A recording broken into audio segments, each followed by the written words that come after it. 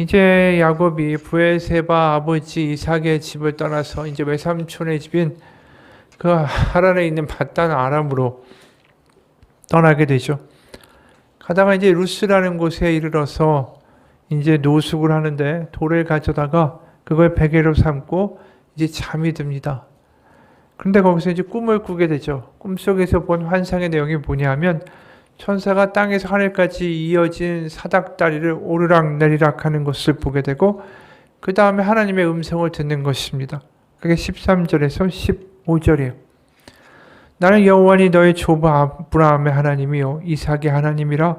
네가 누워있는 땅을 내가 너와 내 자손에게 주리니 내 자손이 땅의 티끌같이 되어 네가 서쪽과 동쪽과 북쪽과 남쪽으로 퍼져나갈지며 땅의 모든 족속이 너와 내 자손으로 말미암아 복을 받으리라. 내가 너와 함께 있어 네가 어디로 가든지 너를 지키며 너를 이끌어 이 땅으로 돌아오게 할지라. 내가 너에게 허락한 것을 다 이루기까지 너를 떠나지 아니하리라. 이게 야곱에게 주신 하나님의 언약이고 약속이죠. 사실 잘 보면 할아버지 아브라함에게 주신 약속, 그 약속의 내용이 약간 좀 변경된 것뿐이에요. 할아버지 아브라함과 함께 해주시겠다. 네가 땅의 모든 족속이 너로 말미암아 이제 복을 받게 될 것이다. 이제 큰 민족을 이루어서 땅에 티끌같이 많게 될 것이다. 이게 다 이제 아브라함이 하나님께 계속 들었던 언약의 말씀의 내용이기도 하죠. 그리고 거기다가 이제 야곱 너를 지켜줄 것이고 다시 너의 고향 가나안으로 돌아오게 할 것이다. 그러면서 결코 너를 떠나지 않겠다. 이런 약속을 주시죠. 그러면서 15절에 후반부가 굉장히 인상적입니다. 내가 너에게 허락한 것을 다 이루기까지 너를 떠나지 아니하리라. 여기 보면 이룬다라는 것의 주체가 누굽니까? 하나님이시죠. 그러니까 지금 인생의 주체가 야곱인 것처럼 야곱이 살아가고 있죠. 내가 속여서 저 믿음의 장자권을 빼앗겠다.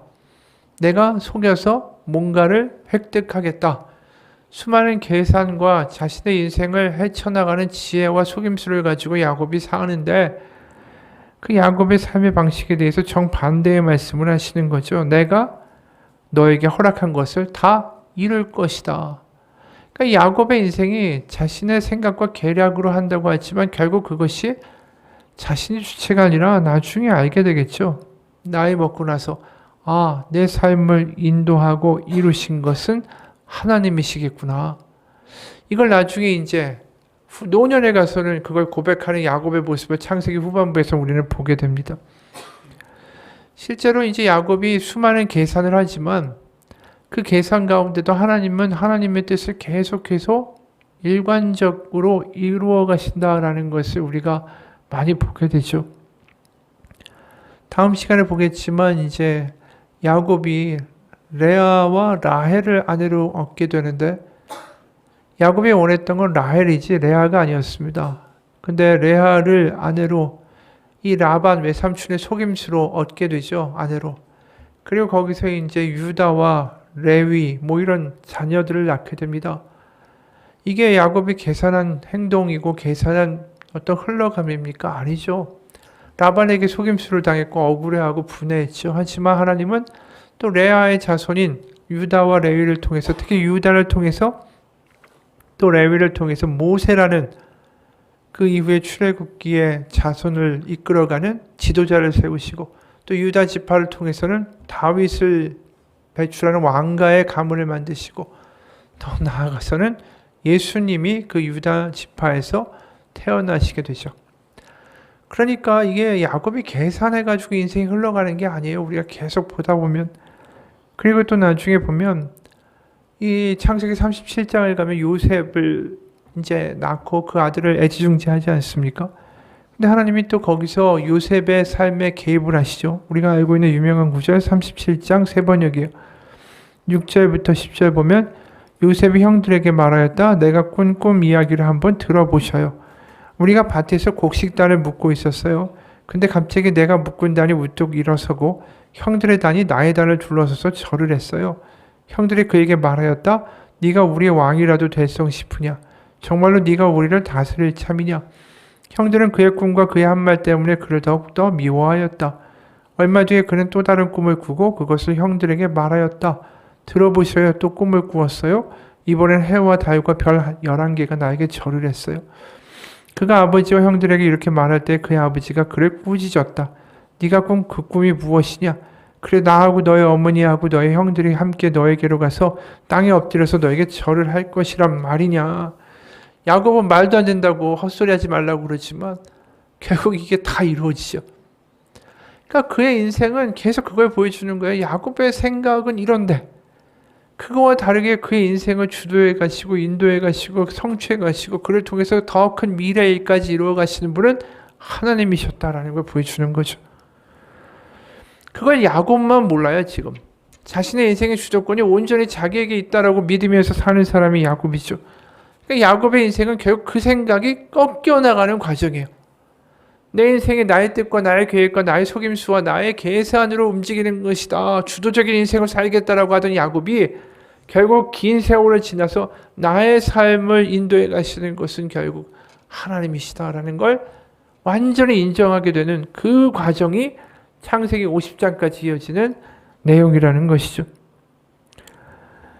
우리 이 요셉을 봐서도 알게 되죠. 하나님은 이 야곱의 인생에 개입하셔서 또 요셉 가운데 개입하셔서 결국은 이 요셉을 통해서 야곱의 가족이 어디로 가죠?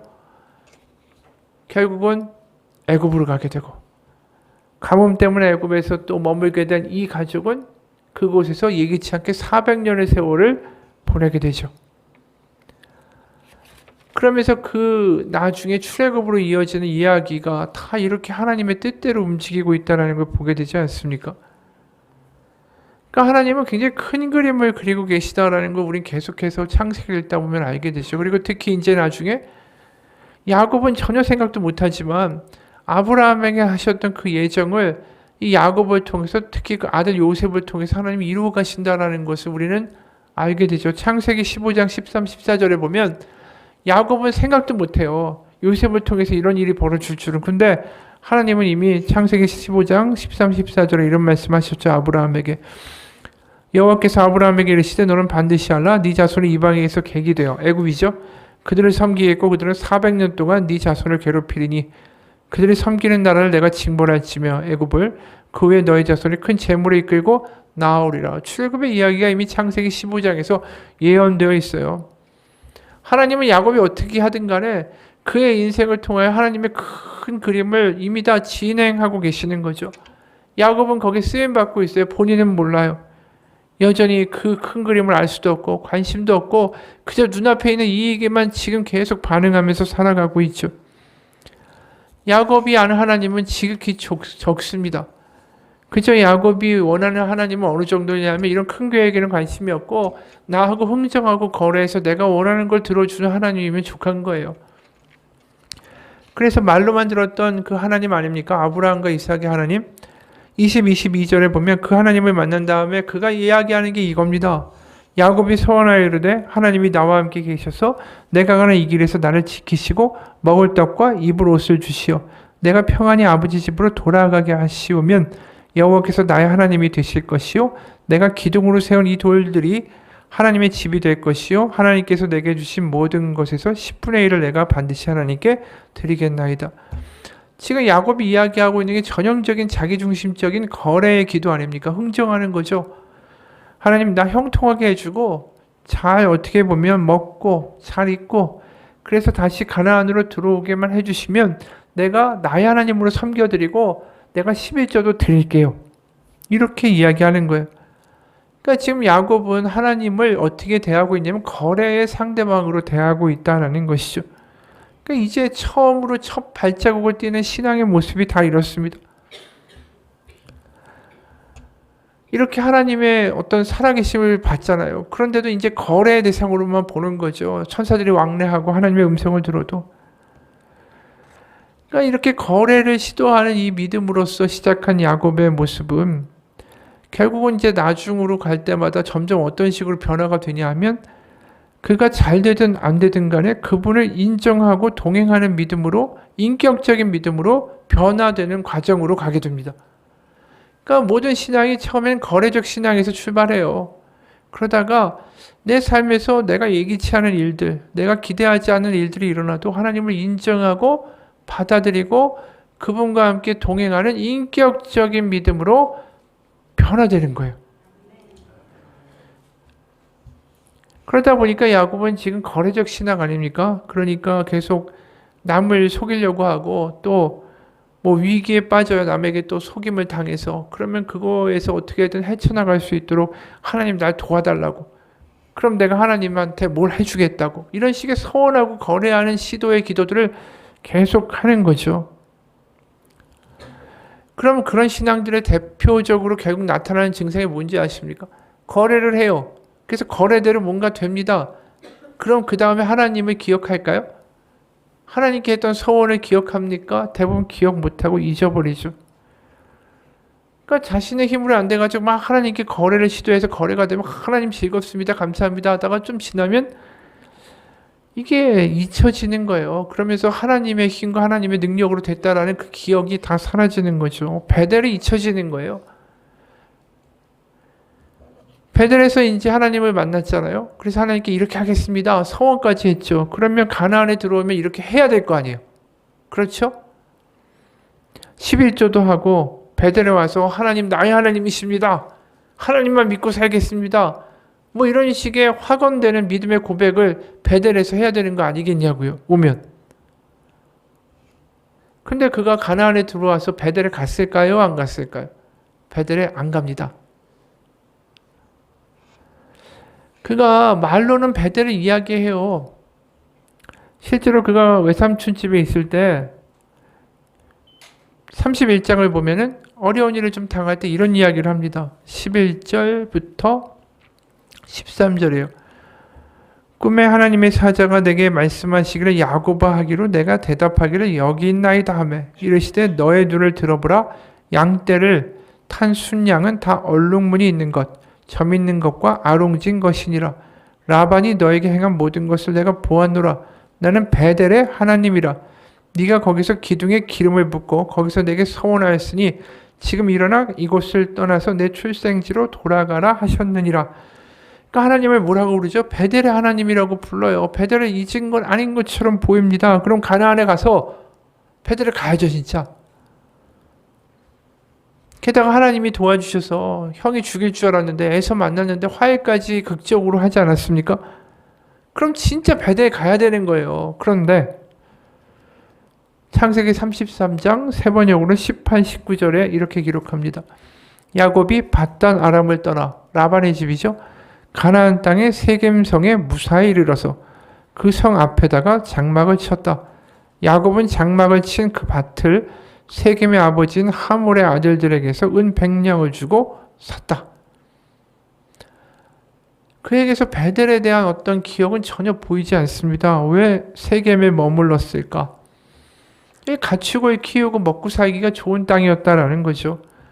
세겜 주변에 마을도 많았고 그러다 보니까 문명적으로도 좀 많이 개발되어 있고 자신이 보기에 매력적인 땅이었던 거예요. 세겜에 딱 정착해버립니다. 베델은 다 잊어버려요. 근데 세겜에서 갑자기 이런 문제가 터지는 거예요. 창세기 34장에서 세겜에서 발생한 문제를 이야기합니다. 세번역으로 2절부터 3절이요. 히윗 사람 하몰에게는 세겜이라는 아들이 있는데 세겜은 그 지역의 통치자였다. 세겜이 디나를 보자 데리고 가서 욕을 보였다. 디나는 야곱의 딸입니다. 그는 야곱의 딸 디나에게 마음을 빼앗겼다. 그는 디나를 사랑하기 때문에 디나에게 사랑을 고백하였다. 먼저 디나를 욕보였지만 디나를 사랑해서 디나하고 결혼하기를 원했다라고 그러는 거예요. 그러니까 이 세겜과 그 아버지 하몰이 이제 야곱에게 찾아옵니다. 그러면서 정식으로 우리가 예물을 주고 이제 혼인을 진행시키겠다.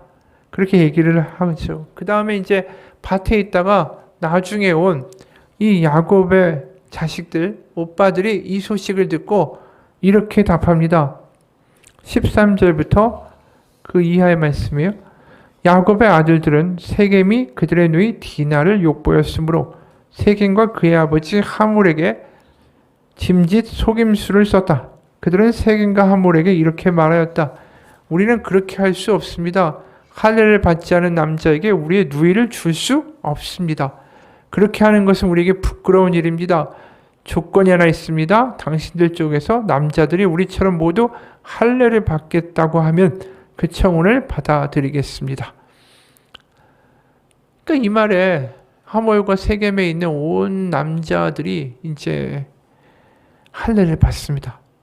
할례를 받고 이들이 이제 거동이 불편해지니까 그때를 노려가지고 야곱의 아들들이 이 성읍을 가가지고 남자들을 다 죽이고 약탈을 합니다. 완전히 속임수를 쓴 거죠.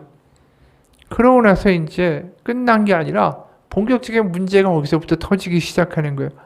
야곱이 이렇게 말합니다. 30절, 31절이에요.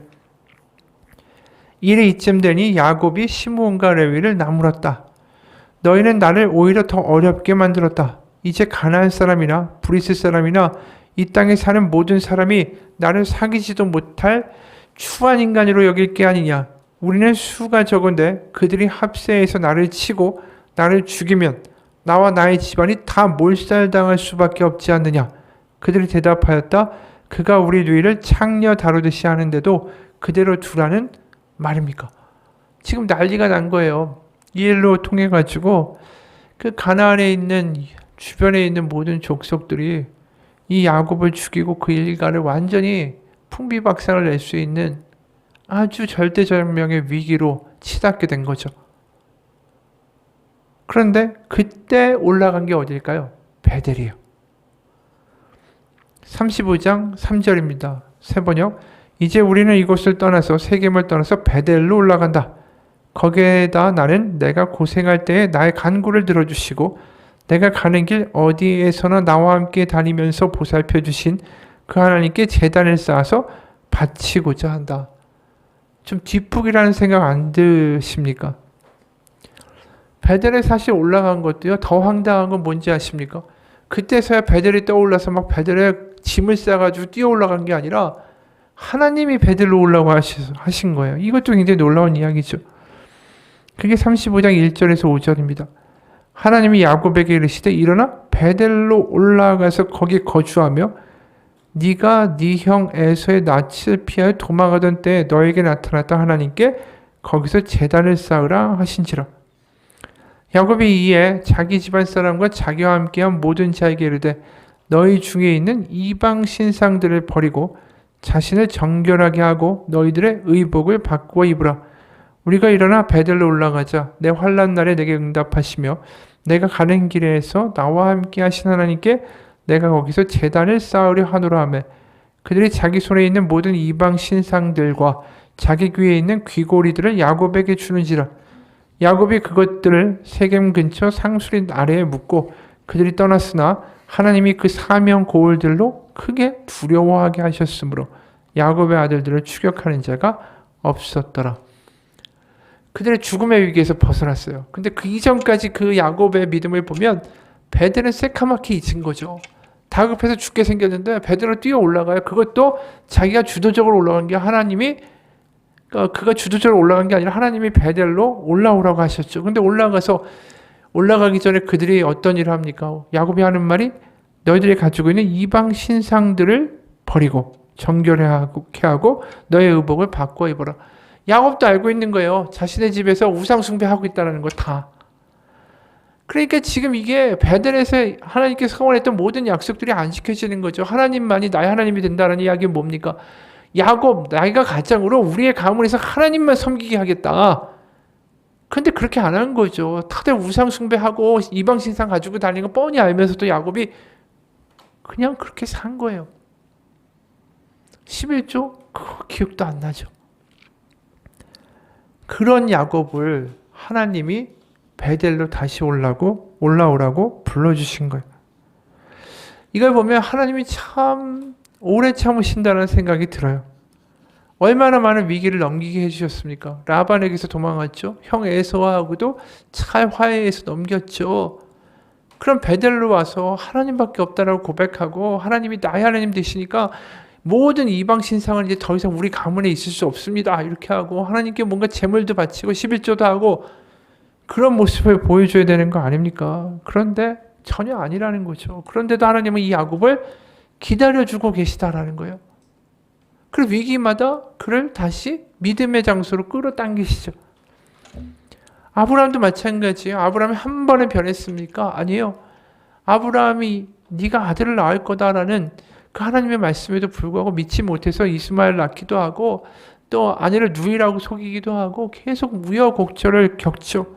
하지만 하나님은 계속 아브라함을 기다려 주셨어요. 야곱에도 똑같이 하나님이 기다려 주시죠. 바로 아브라함이 오랜 시절을 거쳐가지고 결국 이삭을 바칠 정도의 믿음까지 가듯이 야곱도 이제 이 긴 세월들을 지나서 드디어 하나님께로 돌아가는 삶의 순간들이 나중에 등장합니다. 오늘도 이게 비록 베델에 자발적으로는 아니라도 결국 그는 올라가죠. 그리고 거기서 신앙 고백을 하기 시작합니다. 아브라함과 이삭의 하나님, 자신의 하나님이 아니라 할아버지와 아버지 하나님이 아니라 이제 자신의 하나님이라고 고백하게 되는 거죠. 그러면서 드디어 이제서야 집안에 있는 모든 우상들과 이방 신상들을 버리게 됩니다. 점점 이제 드디어 조금씩 거래 신앙에서 인격적 신앙으로 변화되어 가는 거예요. 그 과정에 베델이라는 장소가 있는 거죠. 그러니까 이 베델이라는 장소가 그의 믿음의 변화에 있어서 굉장히 이정표 같은 장소가 되고 있어요. 특히 베델이라는 이름이 뭡니까? 하나님의 집이라는 뜻이에요. 근데 하나님의 집이라고 하면 구약 성경에서 어디가 떠오르십니까? 성전이 떠오르죠. 그러니까 믿음에서 지금 보면 우리가 구약 성경에서 보면 성전이라는 게 하나님의 집이라는 것이 결국 뭘 의미하고 있냐면 그들이 맨 처음에 거래적 신앙으로 갔다가 점점 하나님을 인정하게 되고 자신들이 얼마나 엉망인데도 불구하고 자신들 끝까지 품으시는 하나님의 은혜를 경험하는 것이 하나님의 집이었다. 그게 구약 성경에서 성전이 가지고 있는 근본적인 메시지. 너희가 이것을 하지 않으면 너희들이 벌받고 저주받을 것이다 라는 이야기를 하는 것이 성전이 아니라 하나님이 엉망이고 여전히 죄가 많고 여전히 변덕 많고 부족한 백성들을 그래도 꾸준히 받아주시고 그들을 어떻게든 하나님의 자녀로 만들어 가시고자 하신 하나님의 은혜의 장소가 하나님의 집이었다라는 거죠. 그게 성전이고 그게 베들이었던 거예요. 그리고 그 성전은 결국 우리에게 뭘로 변환되어 나타납니까? 그게 예수 그리스도로 변화되어 나타나는 거죠.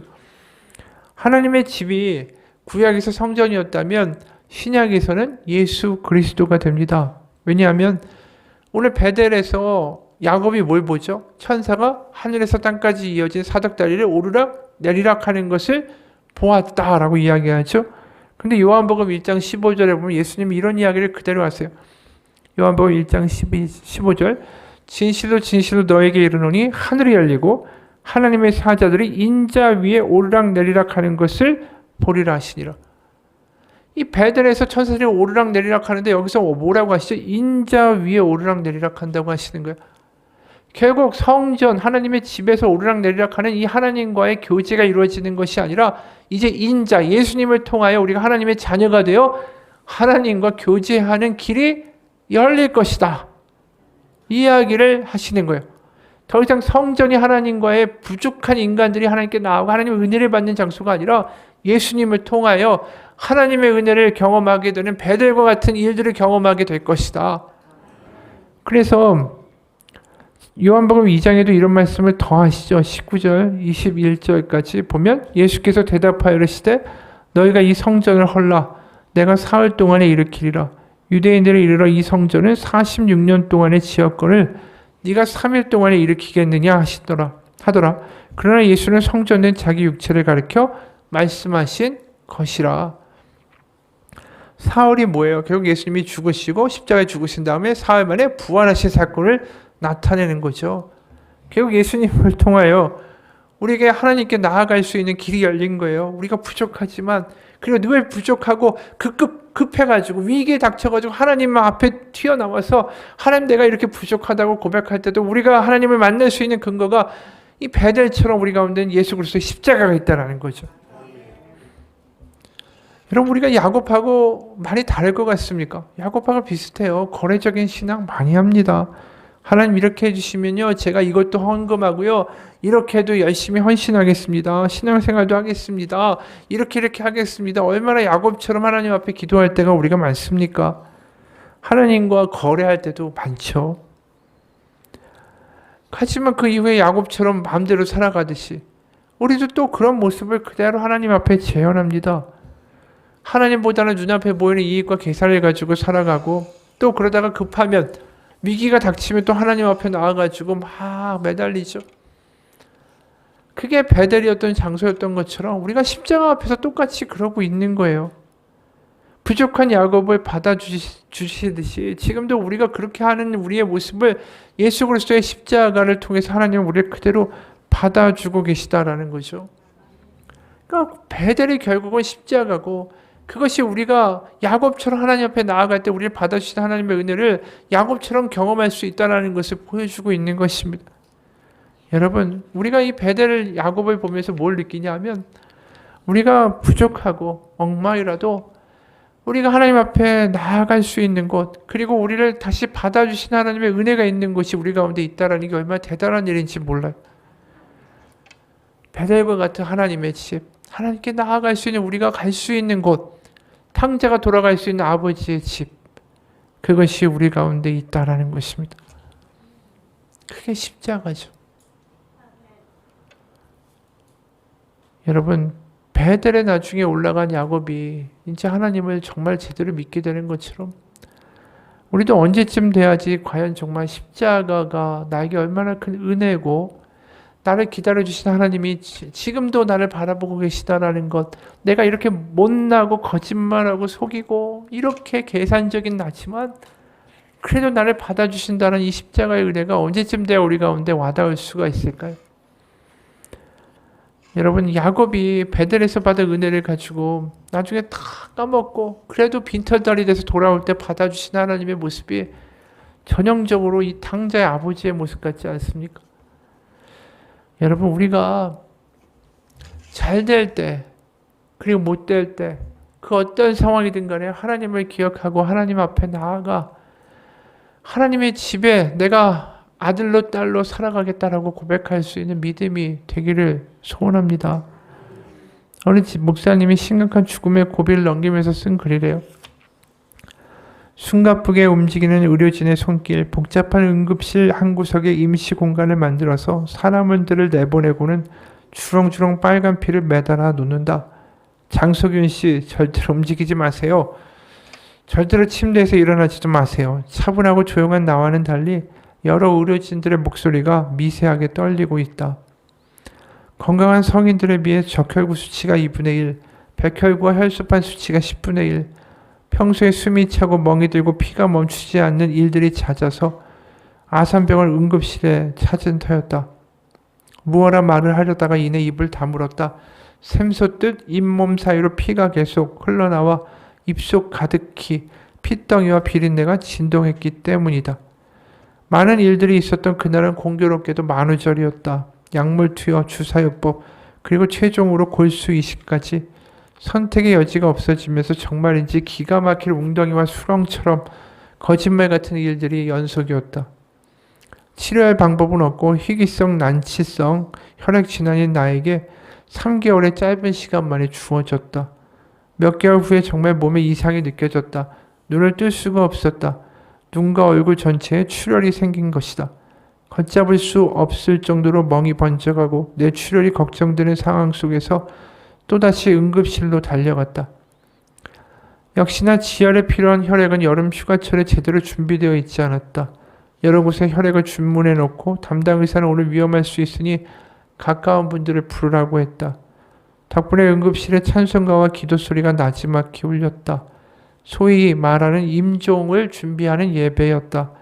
부모님과 가까운 성도 몇 분이 오셔서 내 침대 주위에 삥 둘러서서 흐느끼며 기도하셨다. 눈물의 강구가 뒤섞인 처절한 그날 오후 내내 시편 40편의 말씀을 떠올렸다. 그리고 마음속으로 계속 이 말씀을 되뇌었다. 저녁 무렵에 요란한 구급차 사이렌 소리와 더불어 10명분의 혈액이 도착했다. 그 2달여간의 입원 기간은 몸은 나아지지 않았지만 나는 죽지 않을 것이다 라는 의지의 확신을 넘어서서 마음속에 참 평화가 임했던 특별한 시간들이었다. 그랬다. 생명으로 부활하신 예수님의 첫 일성이 두려워 떠는 제자들을 향한 평강의 선포였다라는 사실을 성경을 보면서 다시 한번 깨달았다. 제자들이 유대인들을 두려워하여 모인 곳에 문을 닫았더니 예수께서 오사 가운데 서서 이르시되 너에게 평강이 있을지어다. 요한복음 20장 19절. 극적인 사건들을 접하면서 모든 문제를 믿음으로 잘 이겨낼 것 같았지만 문제는 전혀 변하지 않는 매일을 살아내는 일이었다. 여전히 온몸에 뭔가 수혈 부작용이 있고 몇 걸음만 걸어도 숨이 차는 체력, 종일 입안에 머금은 피까지, 더더군다나 잠을 자다가 내부 장기 출혈로 죽을 수도 있기 때문에 신경정신과 치료를 받고 불면증으로 수면제를 복용하는 환우들도 많았다.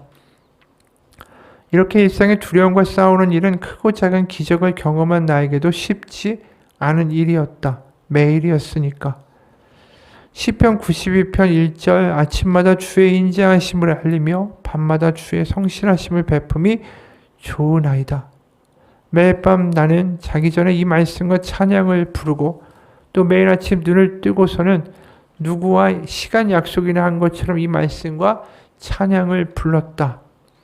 그리고 내 방 구석진 창문 틈으로 들어오는 찬란한 아침의 빛을 보며 오늘도 살게 하심에 감사 기도를 드렸다. 자다가 죽을 수 있다라는 사실을 잊고 평안히 잘 수 있다라는 것. 아침마다 새날을 주심을 찬양한다라는 것. 이제껏 한 번도 경험하지 못한 하나님의 인자하심과 성실하심이라는 특별한 은혜였다. 이런 예배가 내 삶에 있을까? 매일 생명을 의탁하고 그 생명 주심에 감사하는 예배. 생명을 드리는 삶의 예배. 그렇게 3년간 직과 병원을 숨 쉴 사이 없이 오간 지난한 과정들을 돌아보니 감사와 은혜의 연속이었다.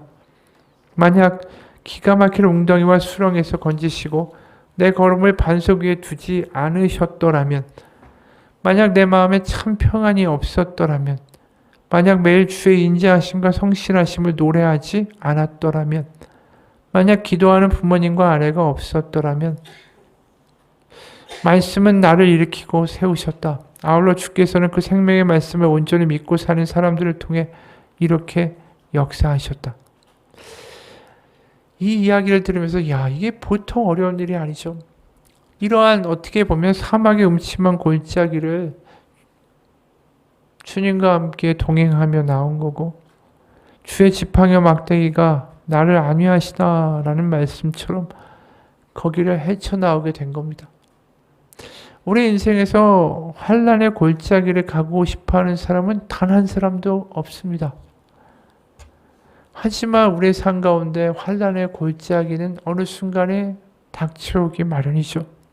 어느 날 건강이 어려워지기도 하고 경제적인 위기를 겪기도 하고 갑자기 자녀들의 문제 때문에 우리의 핑크빛 인생이 망가질 때가 있습니다. 그런 것들을 피해갈 수 있는 사람은 그 누구도 없죠. 그럴 때 우리가 압니다. 주님이 나와 함께 하신다라는 것을 아는 것만큼 복이 없다라는 걸. 여러분, 야곱은 위기를 통해서 알게 됩니다. 다시 베델로 올라가서 알게 되죠. 내 인생에 하나님과 함께 하는 것만큼 복이 없구나. 여러분, 우리에게도 하나님과 함께 하는 것, 그것이 얼마나 큰 복인지 깨닫는 은혜가 있기를 소원합니다. 우리에게 돌아갈 집이 있습니다. 내 믿음이 보잘것없고 내 신앙이 왔다 갔다 하고 지금 하나님 앞에 내세울 수 있는 그 하나도 없는 보잘것없는 믿음이다 할지라도 야곱을 다시 베델로 불러주시는 것처럼 우리에게는 나아갈 수 있는 십자가가 있습니다. 바로 아버지 집이 있습니다. 그 어떤 상황에도 하나님은 여전히 나를 기다리고 계십니다. 십자가의 예수님, 다른 걸 보여주는 게 아니죠. 두 팔을 벌리시고 지금도 우리에게 오라고 말씀하시는 아버지의 초대 아니겠습니까? 우리가 언제까지 하나님과 거래만 하고 내가 필요할 때만 하나님, 그 외에는 내 마음대로 살아가는 신앙으로 살겠습니까? 이제 베델에 진짜 올라가서 하나님이 나의 하나님이라고 고백할 때가 되지 않았습니까? 소원을 들어주신 하나님이 아니라 나와 함께 동행하신 하나님을 믿고 고백하는 참 신앙으로 나아가시기를 주님의 이름으로 축원합니다. 기도하겠습니다. 하나님 밖에는 없습니다. 결국 우리의 계산과 우리의 잔머리와 우리의 그림과 우리의 수많은 계산으로 무언가를 해보겠다라고 하지만 결국 우리가 얼마나 연약한 존재인지를 알게 되고 결국 하나님밖에 없다라는 고백을 할 수밖에 없음을 이 시간 아버지 앞에 토로합니다. 우리의 믿음이 참 부족했습니다. 지금도 부족합니다. 하나님 잘 믿겠다라고 하지만 어느 순간은 화를 내고 있고 분노하고 있고 여러 가지 문제 가운데 다 무너져 가고 있고 그저 돈만 주시면 이것만 해결해 주시면 이런 이야기만 중얼거리고 있는 우리의 뻔뻔한 모습에도 불구하고 지금도 우리를 기다리시는 하나님을 발견하게 됩니다. 다시 베델로 올라오라고 네가 그렇게 엉망이지만 다시 올라오라고 은혜 주기 원하시고 얼굴빛 비추기 원하시고 평강 주기 원하시는 그 하나님 앞에 이제 스스로 우리의 발길을 내딛어 나아가고자 합니다. 매일매일마다 주님을 찾고 주님과 동행하고 주님이 계셔서 너무 좋다라고 고백할 수 있는 인격적이고 변화된 신앙으로 하나님을 기쁘시게 하며 살아가게 하여 주옵소서. 예수님의 이름 받들어 기도합니다. 아멘.